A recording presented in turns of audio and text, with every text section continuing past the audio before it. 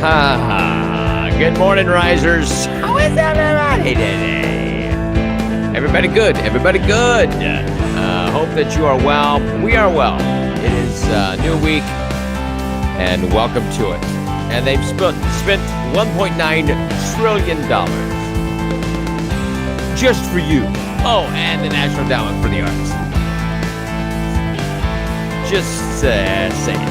Hey, the question of the day is Pepe Le Pew too rapey? Is Pepe too rapey? We'll find out.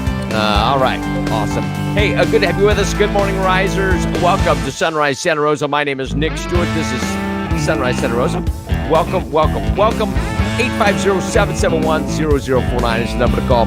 We got a ton of stuff to do today, as we always do on a Monday, covering that weekend stuff. You know how it goes. And we'll get to it in just a moment. And your phone calls, welcome. Share with somebody you love. Your forecast today, plentiful sunshine, high near 71. Humidity 37%, love it. Tonight, clear skies, low near 43. And for your Tuesday, partly cloudy skies and a high near 72. Presently, it's 42 in Milton, 53 Gulf Breeze, 46 in the Bar, and 46 in Pensacola. How you doing? Let's shake this thing, all right? All right. Went to the chili cook-off Saturday in Milton at Ollie's, and car show, very nice. It was nice, had a great crowd, and a lot of cool stuff to look at. And if you missed it, you missed a good thing. It was a very nice event. Very nicely handled. All right, let's do it. Okay, all right. I want to cover a couple things here that I think are of interest for sure. Nice amenity added to Navarre Beach Fishing Pier. There's an ADA accessible air-conditioned bathroom. Now, let me show you this because these are nice. These portable bathrooms. That's not the porta potties, the little plastic thing that people tip over. It comes in a trailer. Let me get rid of this thing here. It's like a trailer.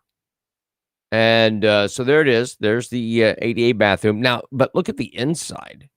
This is very nice. It's probably nicer than some people's home bathrooms. So I'm going to pop this one out so you can see really what it looks like. Look at that thing. That's pretty nice. It's got trim on the wall. What, are you kidding me? So that's a nice thing that's been added out there. You can't really kick about that. And they've got showers and stuff out there now. So very nice. They're doing a great job out there, and love it. Let's keep it nice. Doggone you kids. 850-771-0049. Oh, this happened over the weekend. Florida Highway Patrol's been unable to identify a man killed in a fiery Santa Rosa County crash early Saturday morning. The single vehicle crash happened about 1:20 on Jones Road, 1:20 a.m., approaching Wyndham Road. The driver of the SUV left the roadway, collided with two mailboxes, then sideswiped a tree. The vehicle then burst into flames and became fully engulfed when it collided with a stump. They're trying to identify the driver. That's a gruesome thing. Yeah, it is. Those are nice. I don't know if you've ever seen one of those before, but they're very, very nice. And I first had, I didn't say frequent, used one of those very nice bathrooms at the Senior Bowl in Alabama 2 years ago. It's really nice. All right. District 2 Escambia County Commissioner Doug Underhill announced Friday that he will not seek a third term. Now, this saddens me because I like Doug. Doug's a frequent watcher of the show and a good guy. Always stands up for the right thing, even when it's not really the most popular among the other commissioners. He said, I want to thank my supporters who've worked so hard in the campaigns and reforming this government. I'm humbled that so many of you are pressing me to run for a third term. My supporters sent me here on a message of reform.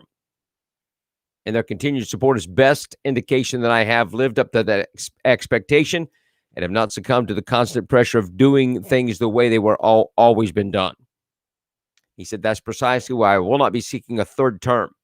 I've always opposed term limits because a free people should never ask the government to do for them what they can do for themselves. And I hate to see him go, but I understand it and I appreciate it. And that makes me respect him even more. Commissioner Doug Underhill. I hope to see more things from him.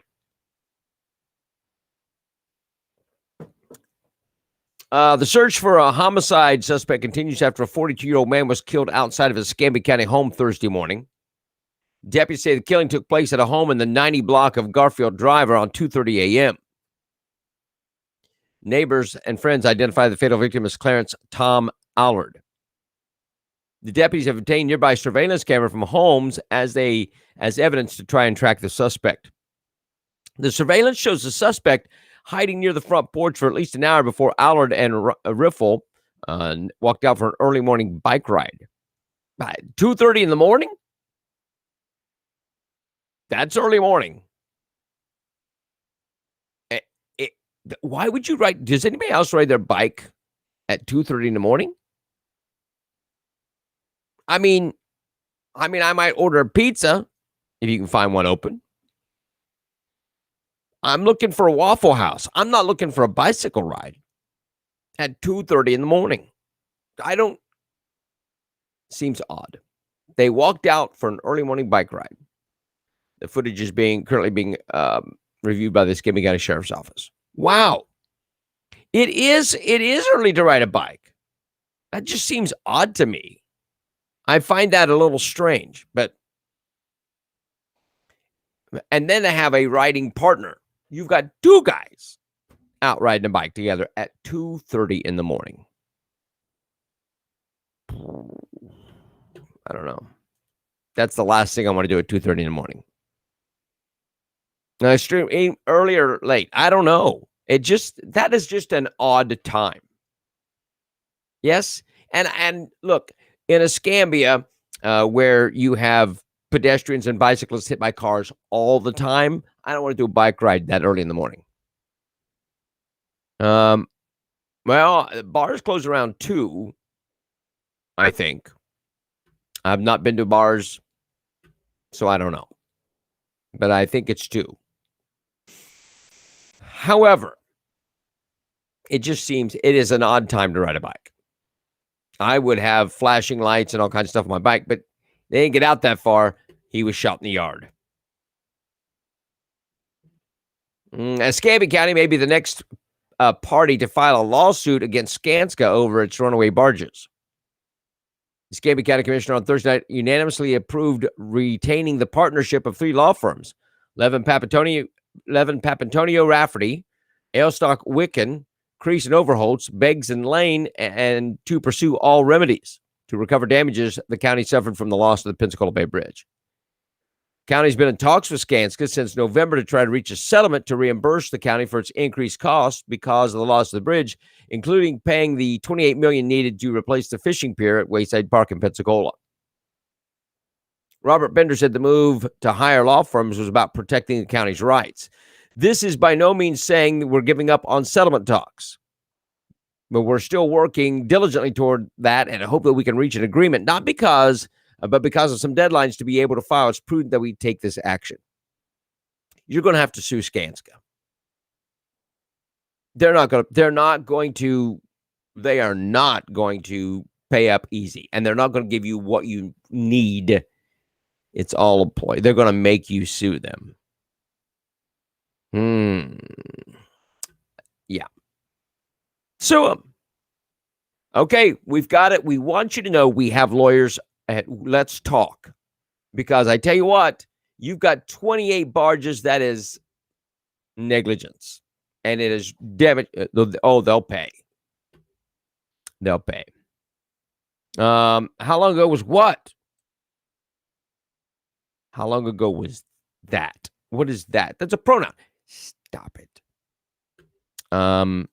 Let's be more descriptive. As Minneapolis braces for the murder trial of former police officer Derek Chauvin on Monday, today, protests are happening across the country. Sunday afternoon, social justice activists rallied in downtown Pensacola to demand justice for George Floyd, the guy who died of a fentanyl overdose. We want to serve as a public service reminder to people not to forget this struggle, organizer Devin Cole said. It's historic because it's a trial sparked by intense uprisings, not just across the country, but across the world. Well, fentanyl will kill you. And he was a dead man walking. The knee on the neck did not kill him. Was it extreme? Yeah, maybe. Did it kill him? Absolutely not. And they know this. Minneapolis understands this because they put up all kinds of barriers and guards and all kinds of things around. So they understand this cop is not going to suffer for this. Okay, so how long ago was the bridge? That was back in August, September. I can't remember when it was now. Right at the end of August, beginning of September. It was the right storm. I think September. Yeah, I don't know. It doesn't make a difference. It was Sally. Sally was a storm. Floyd was a dead man walking with that much. Yes. And that's why he was so resistant. He was out of his mind on drugs that they couldn't believe he was still living. 850-771-0049. Should this showing be a cop anymore? Yeah, take his badge away. But he doesn't go to jail. That's ridiculous. And he gets reimbursed for his days in jail.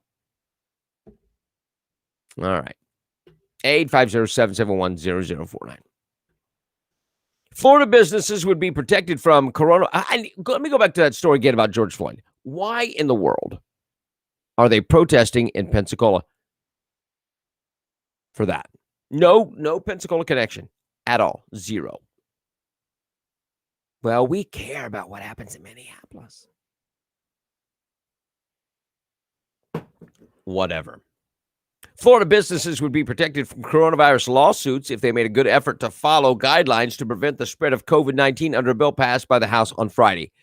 Wait. All right. So they're protected if they made a good effort to follow guidelines to prevent the spread of COVID-19. So if they didn't enforce masks, they could be held responsible and be sued. No. All you have to do is we don't require masks. We don't do any of this stuff. We don't practice social distancing. And it is up to you to decide, hey, I don't feel comfortable here. They should not be liable for lawsuits. I don't agree with that at all. I don't think the businesses should be sued. If you don't want to go in there, don't go in. Absolutely the worst. When they on George Floyd, when they had his funeral, again, pronouns. I knew what you meant, but when they had his funeral here in Houston, this place was a mess. Yeah. Thank you. Yes.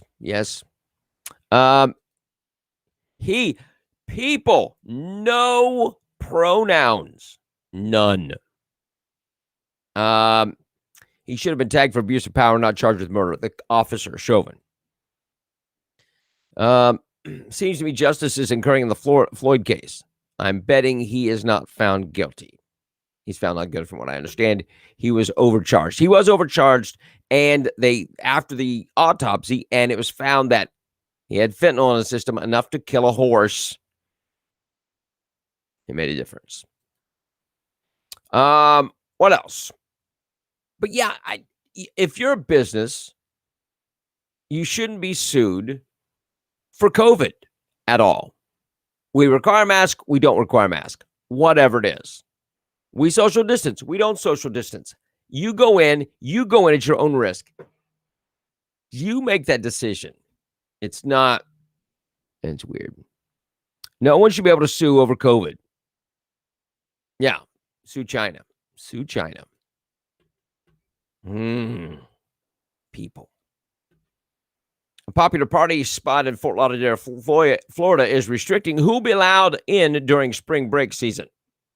On Friday, the Wharf, Fort Lauderdale, posted an announcement on social media saying it won't admit any out-of-state spring breakers under the age of 23.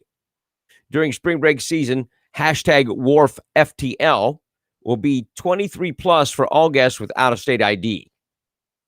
According to South Florida Sun Sentinel, the venue had also posted a sign near the entrance on Friday night that says, must be 23 plus with to enter with out-of-state ID. And we can commence our festival. I don't know, Ramona.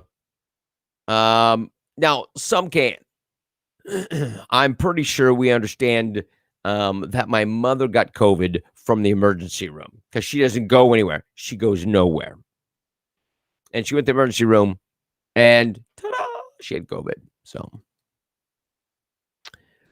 yes, I know people are becoming unglued. They're Neanderthals. That's Neanderthal thinking. Not having mask mandates. What's wrong with you? What else? Let's see what else we got going on here. David Morris took a photo of a ship near Falmouth, Cornwall. Let me see if I get this up here. Here's this. This is wild.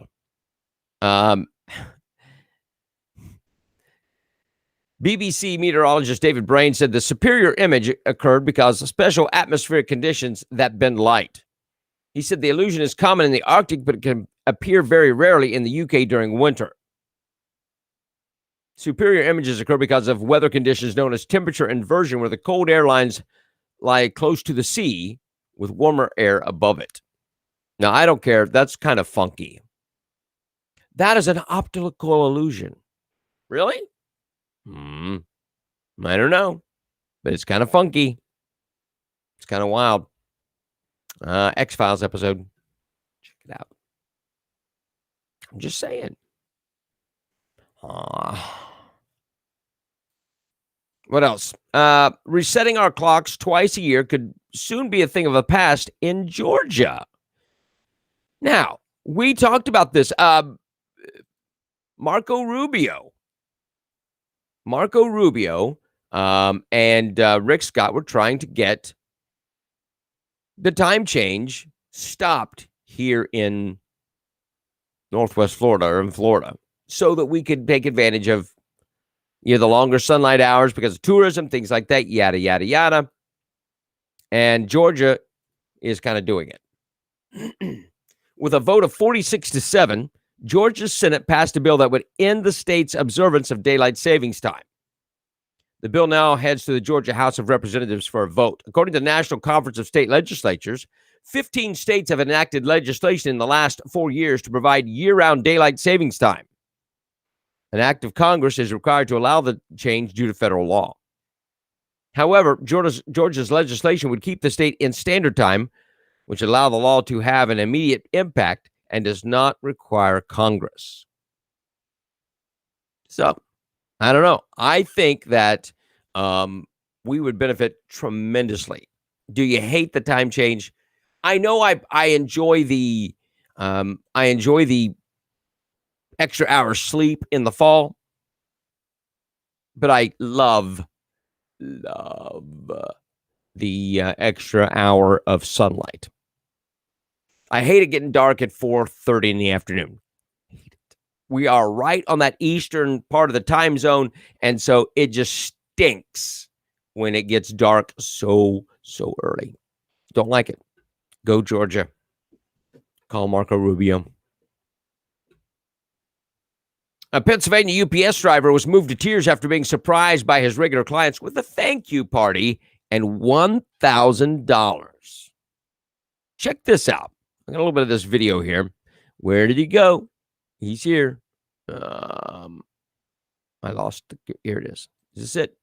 This is it. Check this out.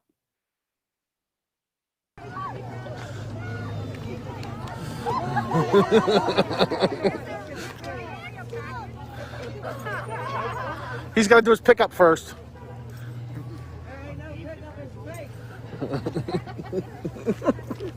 So what's going on is this guy has been delivering since COVID, over a year, and these people love him. He's on time. He delivers the packages great. He's friendly. And they called and set up a fake pickup with the UPS office and told him what was going on and sent this guy out so that they could show their appreciation. And he is shocked beyond belief. They have a big card. They collected money. They collected over $1,000 as a tip for a UPS driver. This happened in Pennsylvania. This is absolutely amazing. And good for them. That's nice to think of people like that. And it's from March 2nd. They line up to greet the UPS driver, Chad Turns, with a surprise party to thank him for his services. That is outstanding. That is outstanding. And he doesn't even know what to think. He just said, I don't know what to say. I don't say. It's pretty awesome. You don't have to say anything. You've taken care of us for almost a full year now. We just wanted to say thank you. Thank you. You guys are really good to me. So. Well, the community want to say thank you. So they got together and we raised over $1,000 plus more in the cars, I'm sure. Oh my God. And most importantly, well, yeah, we'll hand those out. So, yeah, good for them. They did a great thing. And you don't see that kind of stuff very much anymore. And I'm glad that they did. That was a great thing. Yeah. Yeah. 850-771-0049. Let me get rid of some of this stuff so it's out of my way. All right. A photo of a Mississippi middle school teacher's writing assignment on slavery has gone viral and is drawing heavy criticism online. It's saying that it trivializes and ignores the facts of slavery. Now, this is a middle school. It's not teaching them about sexual stuff. They are teaching them about slavery. And the picture, I don't have the picture, but it's just a picture of the thing. And so here's the thing. Here is the assignment. The assignment was given Wednesday to 8th graders at Purvis Middle School, where students were asked to pretend like you're a slave working on a Mississippi plantation and write a letter to your family back in Africa or another American state describing your life. Oh my gosh. Who do they think they are? Now, I'm not trivializing slavery. What I am saying is this is a normal essay assignment. It makes them think. When I'm preaching, I tell people, put yourself in the place of these people in the biblical accounts. I want you to put yourself in the place of Eve, as I said yesterday. But I don't think that this is racist. I don't think that this is out of line. Pretend like you're a slave working on a Mississippi plantation. Write a letter to your family back in Africa or another American state and describe your life on a daily plantation. What it is when you're working, what it's like when you're not working, how you're passing time, what kind of... It makes them think. I do not think that this is out of line. Frank Burnell, the principal at the school, apologized to parents in a letter, noting that the assignment was the last page of a purchased PowerPoint presentation that discussed the details and conditions of the slave trade. Without the previous PowerPoint slides, the assignment portrays the evil practice of slavery with an extremely mild view. A person could just read the assignment and draw a very unrealistic view of the true tragedies that occurred.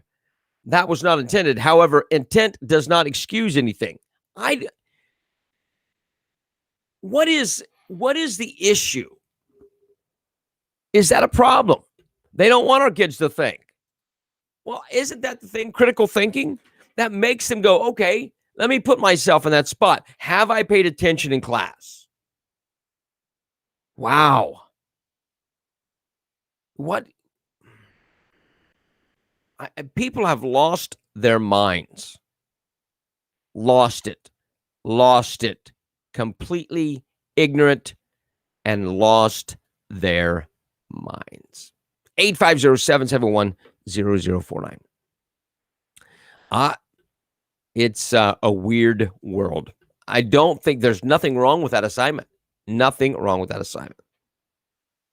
An Oklahoma woman was arrested in connection to attempted home robbery. Let me get her picture up here. Here she is. Be careful, your sins will find you out. She was arrested because they found Cheetos on her teeth. The incident happened around 8 p.m. Friday at a Tulsa home. Police say a woman at the residence told responding officers she was home with her 2 small children when a woman climbed inside through a window. Officers determined the suspect had pried a screen off the window to get inside, but left before stealing anything or harming anyone. But the suspect left behind a bag of Cheetos and a bottle of water on the floor. The suspect, identified as Sharon Carr, was found with residue from the snack still on her teeth. Don't you hate it when the Cheetos stick to your teeth? I love Cheetos, but they stick to your teeth. She was arrested and faces charges of first-degree burglary. Oh, my gosh. That is hysterical. Hysterical. Cheetos on her teeth. She's going to the pokey for Cheetos on her teeth. A massive brawl caught on camera over the weekend between a customer and a Bed and Bath Body Works employee in Arizona Fashion Square Mall has gone viral. Here's what happened. Let me pull the video here. This is pretty amazing. Here it is. So what happened was evidently one customer was too close to another customer. And one wouldn't move, and it got loud and got brassy. And check this video out in Bed Bath & Beyond. You don't... I'll just play the video.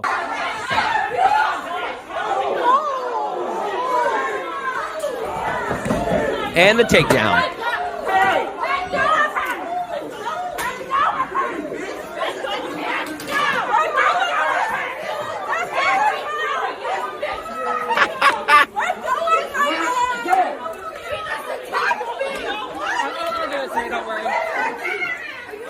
Nice. Yeah.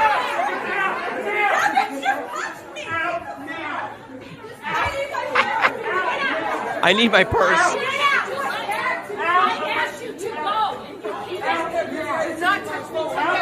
How bad is life when you get banished from Bed Bath & Beyond? At what point, at what level has your life gotten to where you are banished from Bed Bath & Beyond over you're in my space? Nice.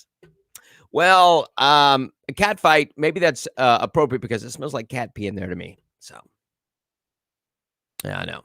It is ridiculous, but that's pretty wild.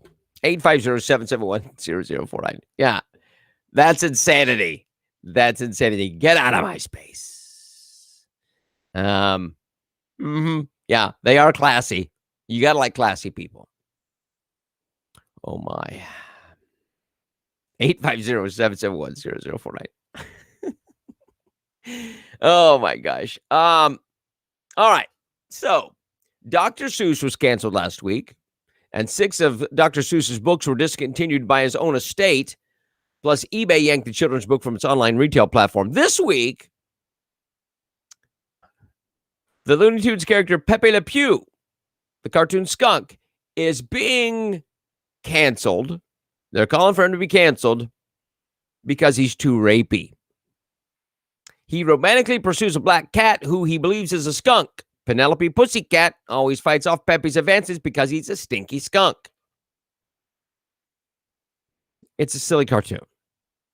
But New York Times columnist Charles Blow, he doesn't see a cartoon. He sees this as the normalization of rape culture. Rape culture. Rape culture from Pepe Le Pew. Blow wrote an op-ed about Dr. Seuss's situation and demanded that other pop culture icons also be canceled. He cited the 1953 Looney Tunes character Speedy Gonzales for pushing racist stereotypes against Mexicans. That's already been canceled. You do not see Speedy Gonzales cartoons. You don't. You don't. he's already been canceled, probably about 15 years ago. And he also condemned Mammy Two Shoes from the classic cat and mouse cartoon Tom and Jerry. When's the last time this guy watched cartoons? Turner already had replaced Mammy, changed her voice. It's not the same thing. This guy is out of his gourd. Yeah, bunch of morons. Yeah, have you had enough of this? When does the cancel look? Have you watched new children's cartoons? Oh,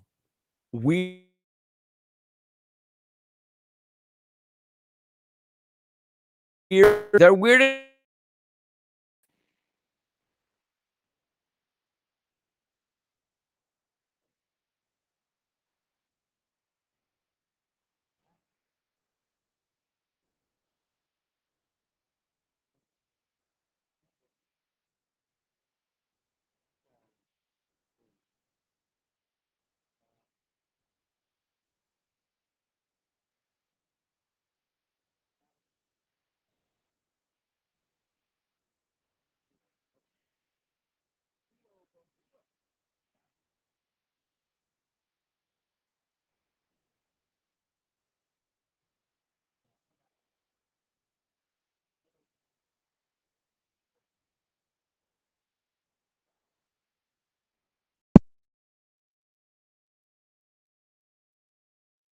All right, should be back. Test 1, 2. I should be back. Okay, are we back? I love the Frito Bandito as well. I had the little pencil eraser top, but the Frito Bandito was awesome. All right, so anyway, this cancel culture stuff is out of. It's just not normal. Not normal. Cancel culture seems to be never ending. There'll always be something someone says is offensive. I know. Stop being offended. If you don't like it, don't watch it.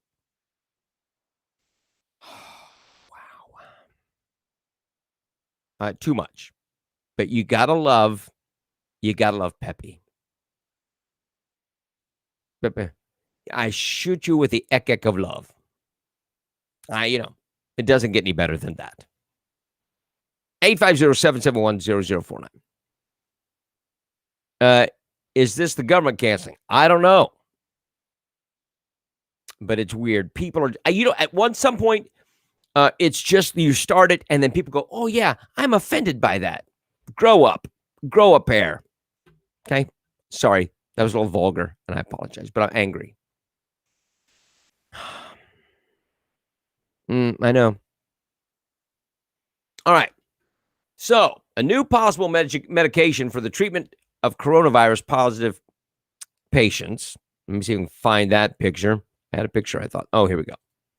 Ta-da! There's a pill. There's a pill now. Dr. Mark Siegel revealed Sunday on Fox and Friends Weekend about this pill. The first stage testing of experimental COVID-19 pill called Molnupiravir,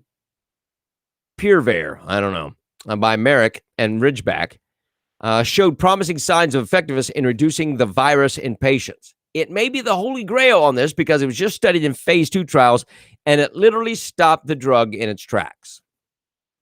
The drug would function as an at-home 5-day treatment similar to Tamiflu to stop the virus from reproducing before causing major damage.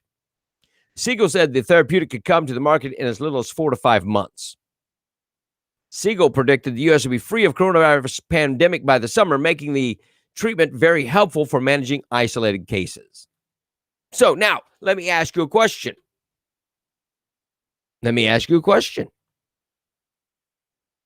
Would you take the pill? If you're not going to take the shot, I get that. Would you take the pill? I don't know.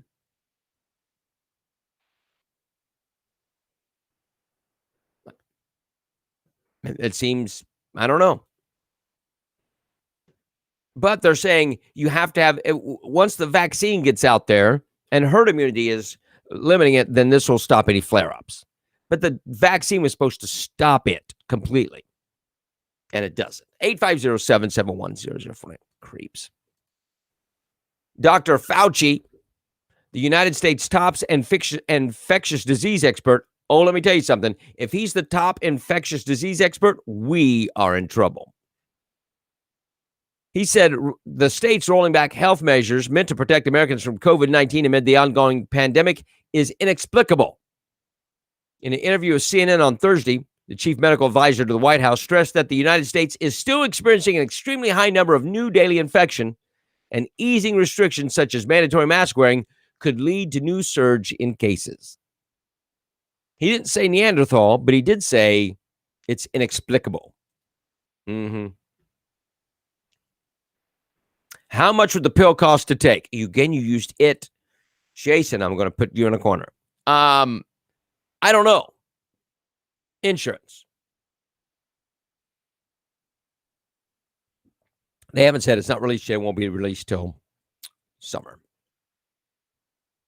Classrooms in the second largest school district in the nation will continue to be dark for the immediate future after powerful United Teachers of Los Angeles voted overwhelmingly not to return to in-person learning until they deem work conditions to be safe.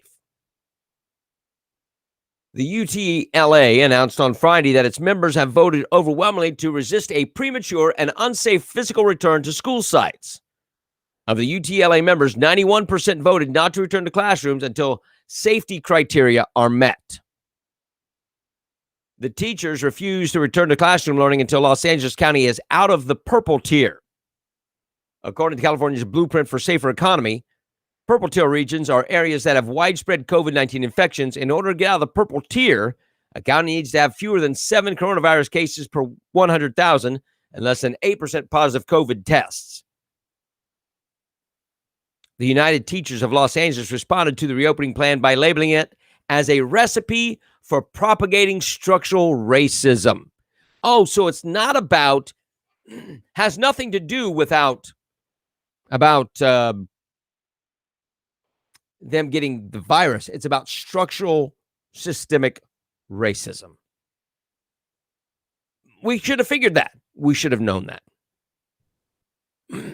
Science. Well, they're following the science. They're following the purple tier. But structural systemic racism is evidently science now. So the teachers union rejects Biden. He got them their immunization. It's not about that. It's about staying home and not having to work. They want to get paid and not work, which who doesn't? But they're socialists. They're socialists. I know. He is a big pusher of misinformation. I don't know why he's not tagged, but he is a misinformation guru.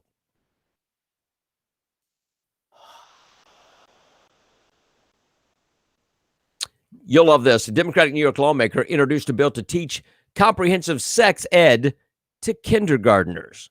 The sex education will reportedly be outsourced to a left-wing organization that believes sex ed is a vehicle for social change. Yeah, you're not kidding about that.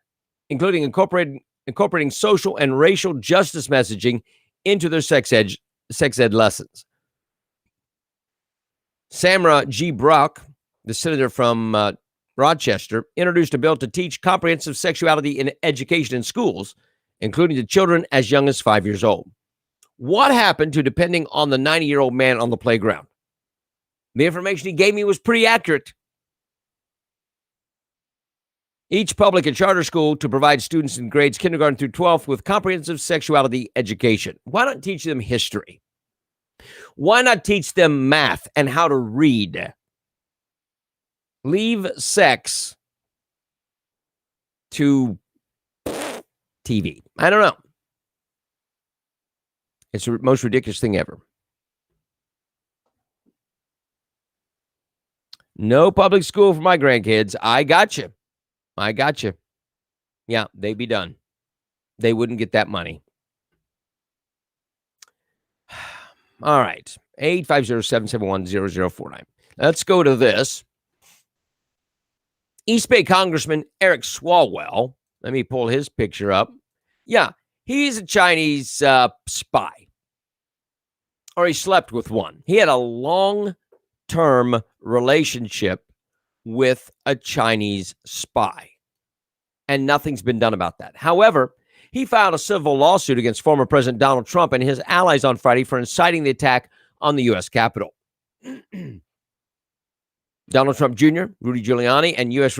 Rep. Mo Brooke are also named as defendants. Swalwell said they are wholly responsible for the injury and destruction on January 6th because there are lies that the election was stolen.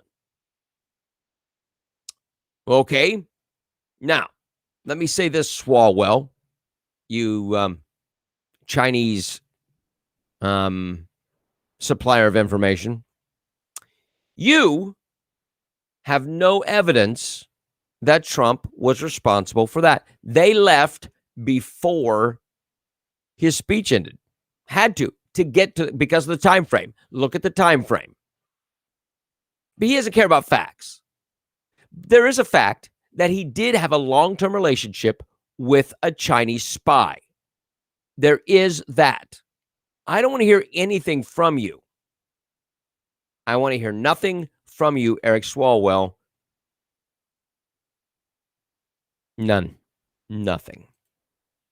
You notice that they cite a police officer died. Now they're not saying he was murdered. They're not saying he was murdered by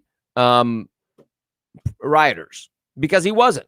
Nobody was murdered by rioters. Hear me.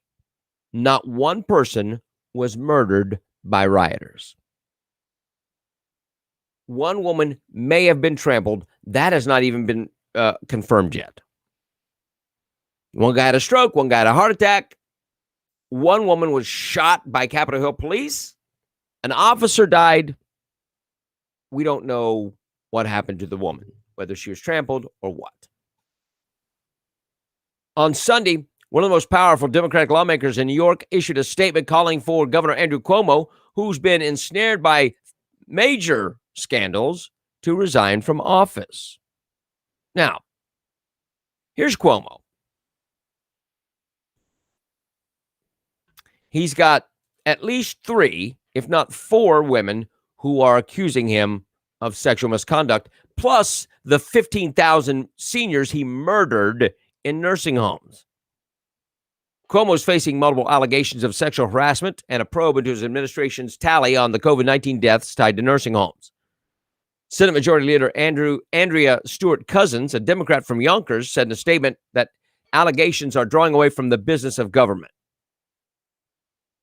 New York is still in the midst of the pandemic, still facing the societal, health, and economic impacts of the virus. We need to govern without daily distraction. For the good of the state, Governor Cuomo must resign. Associated Press cited an unnamed source, reported that Cuomo had a brief phone conversation with Stewart-Cousins and told her that he would not quit, and if they want him out of office, they would need to impeach him. Since the statement from Stewart-Cousins, more lawmakers from the state have stepped forward and are calling for his resignation. 37 lawmakers, either from the Assembly or State Senate, want him to resign, and 10 have called for impeachment. Well, he's the governor. So unless the feds come down, he's not going to jail. He won't go to jail.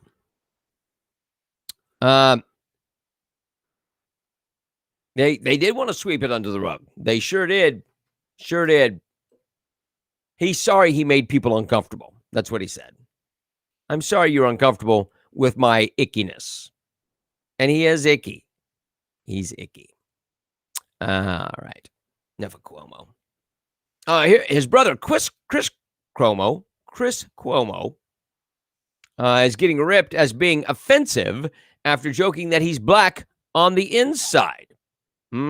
Let's show that video. Check this out. He is doing these awkward, weird segments with Don Lemon in between shows. Here's that. Listen to this. Just looking out of the window, watching the asphalt grow, thinking how it all looks hand-me-down. How do you know the words to Good Times? You know I'm black on the inside. So, Good times, Good Times. anytime you need a baby. So Florida, who bought... So he said, you know, I'm black on the inside. And now people are upset about that. And if they get upset about Pepe Le Pew, they should be upset about Chris Cuomo being black on the inside.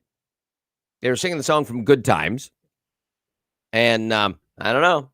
You know I'm black on the inside, he said. Mm-hmm. Yeah, I know. I know, Mary. It is weird. It is weird. So Chris is in trouble. The petition to recall California's Governor Gavin Newsom has collected 1.95 million signatures, just days ahead of the final deadline to qualify for a statewide ballot. The announcement came on Sunday in Sacramento, across the street from the state capitol. Orrin Heatley, the founder of the California Patriot Coalition, Recall Gavin Newsom 2020, said the campaign is still aiming to get an additional number of signatures in order to bridge that 2 million mark. Now, the reason they need to get 2 million in case there are some invalidated signatures. So they want to pad it pretty good. So there you go. They are getting very, very close. Rand Paul, one of the most outspoken senators. Do I have his picture? We know what he looks like. I don't know where he is. Anyway, we know what Rand Paul looks like. So Rand Paul brought up a great point. He took to Twitter Sunday to ask if Congress borrowing is putting the U.S. economy on the same path as Venezuela's. The new 1 million Bolivar note in Venezuela is worth 53 cents, Paul tweeted, while linking to a Bloomberg report on hyperinflation in Caracas. Will U.S. be the next Venezuela with Congress borrowing over $6 trillion in 1 year? It's a great point. It's a great point. Why did it happen in Venezuela? Because they borrowed money they did not have. They printed money, they spent money, and they did not have the money to do so. And now they're paying the price. And could we be next? That's a great question. And I love Rand Paul too. He is a straight shooter. You never have to know where Rand Paul stands on an issue.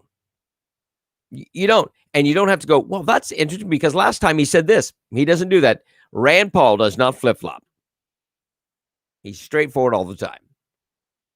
Senate Democrats rejected efforts on Saturday to keep the forthcoming pandemic-related economic stimulus out of the hands of imprisoned criminals and immigrants who are living in the United States. Prior to approving a whopping $1.9 trillion stimulus package, which is stuffed with items completely unrelated to COVID relief, Republicans proposed numerous amendments that would have more responsibly directed at those Americans who need it most. Republicans, however, were unsuccessful in leaning down the bill, which was ultimately approved without support from a single Republican senator. Bill Cassidy, Ted Cruz, Tom Cotton introduced an amendment that would have prevented any individual who's incarcerated in a federal or state prison from receiving stimulus checks. Democrats rejected the effort 50-49, which would have saved taxpayers nearly $2 billion. One Republican didn't show up. One Republican didn't show up. 50-49. The Democrats want us to be like Venezuela. I think they do. I think you're correct. Wow. Prisoners who don't put anything into the tax system. They don't pay anything in. They are a drain on our tax system. Why are they getting stimulus checks? Anybody? Anybody. Wow. President Joe Biden released an executive order to expand the federal government's role in voter registration, citing the insurrection on Capitol Hill as motivation. We've seen an unprecedented insurrection in our Capitol and a brutal attack on our democracy on January 6th. A never-before-seen effort to ignore, undermine, and undo the will of the people. That's rich, my friend. Joe Biden talking about undermining the will of the American people. He warned that Republicans were preparing an all-out assault on the right to vote across the country. and more than 250 bills focus on securing future elections. Many of the proposed laws include voter ID, the right for electoral observers to be physically present during ballot counting, and requiring a judge to be assigned promptly to election lawsuits. Biden said the proposed measures would make it harder for Americans to vote. We cannot let them succeed, so we're just going to do it willy-nilly.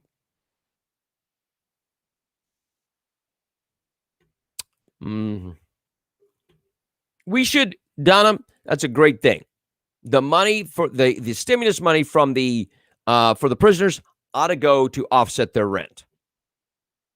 Absolutely. Call your senator. Biden works for the people. No, he doesn't. He's supposed to. He is not. He's working for the Democratic establishment, the socialist. He works for China. Joe Biden works for China. Stimulus checks to a prisoner equals 1 vote. Yep. Yes, he undermines Americans every day. And how many executive orders has he signed? I know, Kate. I understand you're being sarcastic. I got it. All right. These people are just the worst. What else? A video tweeted. Well, let me do this one. Senior level law enforcement source in Department of Homeland Security told Breitbart, Texas, they received verbal orders from within the agency limiting their ability to speak freely about the growing crisis along the border. The official with knowledge of the restrictions spoke under conditions of anonymity because they're not authorized to speak on the matter. The situation with media relations now is night and day compared to the last administration, the official said. We've been advised not to speak on immigration issues at the border and to rely on DHS Office of Public Affairs and the White House Press Office to handle messaging. And you want to know why? Here's why. A video tweeted by U.S. Senator Ron Johnson of Wisconsin shows a steady stream of migrants marching into the U.S. from Mexico. The senator said the migrants are responding to Joe Biden's call for amnesty. Here you go. Let me put this up here on the screen so you can get a good look at this. Look at this. You see they're moving the detainees to transportation. Looks like there's a bus down the road. But you can see what's going on, brother. You can see the number of them that showed up. Just pouring across. And that's the issue. That is the issue. And you can see it right there. It's that way all day long. The Biden administration shattered a record for unaccompanied migrant children being moved into shelters in February. Department of Health and Human Services placement of more than 7,000 unaccompanied minors in shelters in February eclipsed the previous high of 5,019 in February 2019. HHS officials report placing more than 7,000 unaccompanied alien children into their facilities in February. The number represents an increase from January's housing of 4,000 minors, which is already up 19% from December. You are correct, Jeff. They are migrants. They aren't migrants, they're illegals. And Joe Biden is putting the children in cages and overcrowding the cages. Know that. He is putting children in cages. The same thing they bashed Trump for, they are guilty of, which is the same thing that happens every blasted time.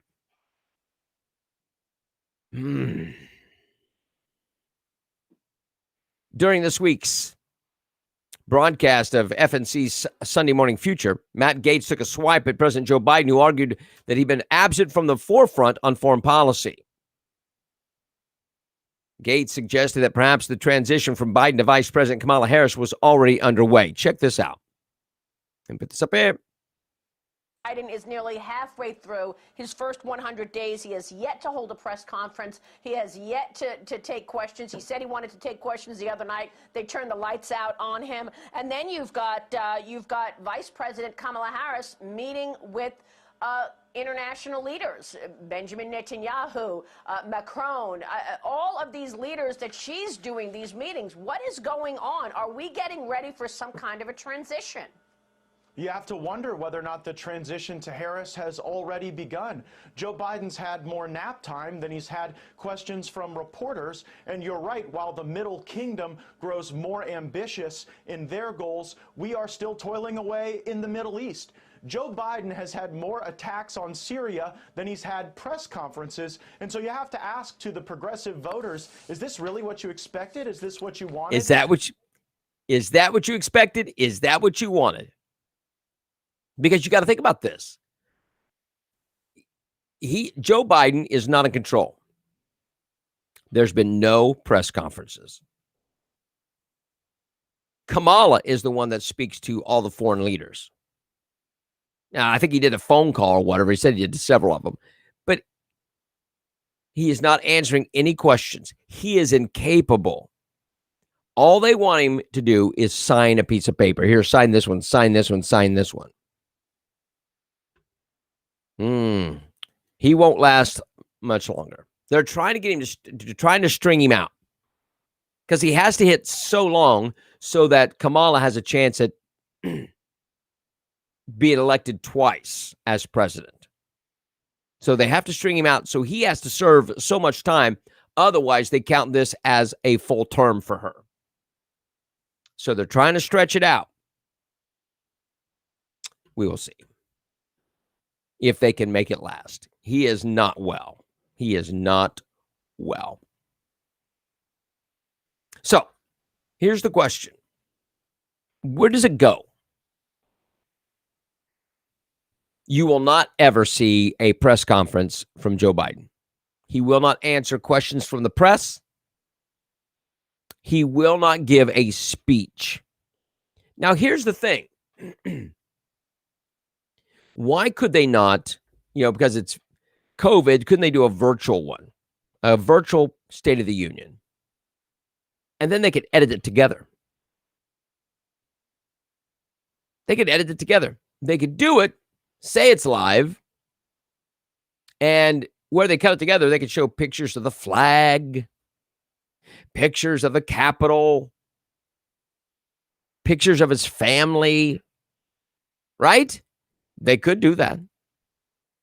But they don't trust him at all. You know how long it would take him to get one of those done? It would take him forever. Because he never sticks to a script, ever. And he is not Trump. He cannot speak off the cuff without putting himself and the Dems in danger.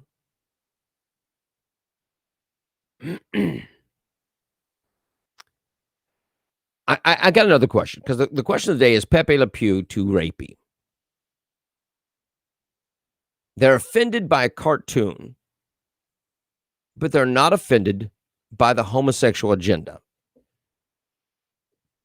They're not offended by the rise of child pornography and human trafficking. Why is that? They're concerned about Pepe Le Pew. They're concerned about Aunt Jemima.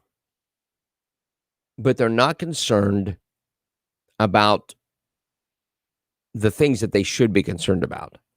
They're drawing your attention away.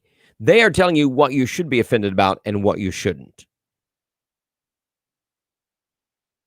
It's time to let them know this is what I'm offended about. Wake up, people. Wake up. I'm offended that the president doesn't stand up and do a speech, whether I agree with the speech or not. But they won't let him be out there. It is an effort to distract us. Jeff says that Biden would have to serve 2 years and a day for that woman to be able to run twice. I don't think he'll make it either, but they're trying to stretch it out. They're trying to stretch it out. All right. We are done for today. God bless you. Thank you so much. You have a great Monday, and it's a beautiful day. We've got some great temperatures today. Nice, beautiful sunshine. Hope that you have a blessed day, and we will, Lord willing, see you tomorrow. Share the video, and thank you for being here. Thank you for being a riser, and we'll talk to you tomorrow. Thanks so much. God bless. Stay strong.